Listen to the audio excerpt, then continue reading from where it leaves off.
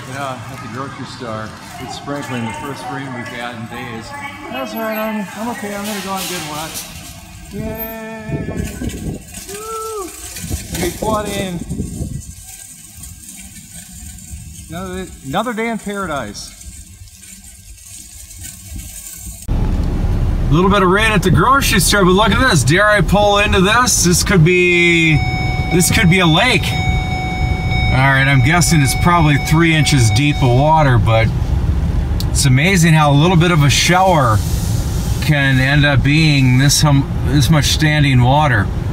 And think about how it breeds mosquitoes and fire ants.